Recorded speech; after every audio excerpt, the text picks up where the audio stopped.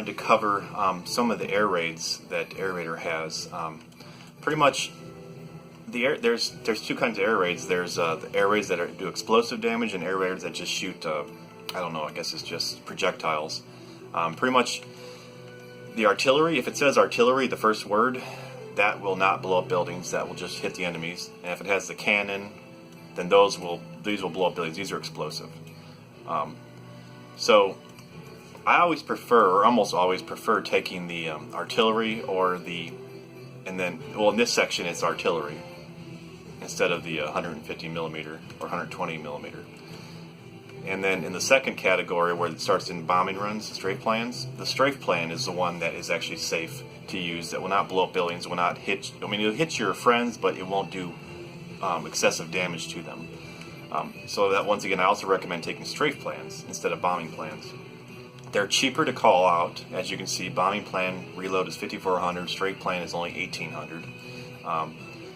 It's one of the cheaper ones, and it's one of the stronger ones. But also, if you didn't know this, the strafe plan is great because there's be some jet fighters that'll fly over the battlefield straight ahead from you, and they'll drop the projectiles. But the enemies will actually follow the airplanes. They'll treat them as friendlies, and they'll try and chase them. So not only does the strafe plan not hurt your friends, like say your fencer is out there with hammers or whatever fighting up close, you can throw a strafe plan on top of him and you're not going to be endangering him very much, even on Inferno. So it benefits in that case. It won't blow up buildings, so you can throw it on yourself. Like if you're underneath the bridge, you can always throw strafe plans or artilleries overhead, so you can attack things above you and not hurt yourself.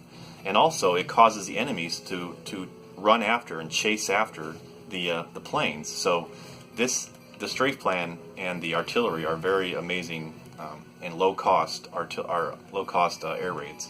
So I very highly recommend those. You almost always see strafe plans being taken into battle for that, and that's the reason why they are. And say for example on missions like where there's dragons, such as, where is the mission? Monster Party. I can go ahead and load this up actually. So for example, Monster Party, I would take 2 artilleries so that I don't hurt myself. Oops, wrong one.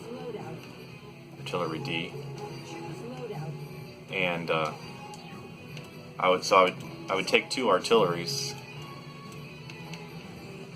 and go underneath the bridge, and then I would call them on myself so that it doesn't hurt myself. There's no explosive damage, and it hurts the enemies. It reloads quickly, and then I can keep throwing them, and you can spam the air raids. So this is a very common strategy on this mission, where you'll go to this bridge here and then just call the artilleries on yourself, because the enemies will just fly to you.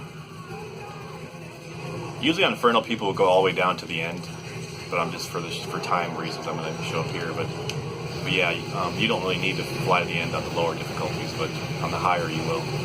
I actually called that too early though. There's no dragons overhead. But yeah, all these dragons will land right over the top of you, and then you can just keep calling them over and over again on top of yourself. But yeah, I didn't wait long enough for all the enemies to be overhead to actually get a reload. But I don't think the NPCs will get enough kills. They might. But yeah, that's the benefit of the artillery and of the strafe plan. It's safe to use on yourself or underneath bridges and quick reloads. So I might be able to call one more, I'm not sure. It's not a big deal though. Only negatives if you get bitten down here. It's a little bit of a problem.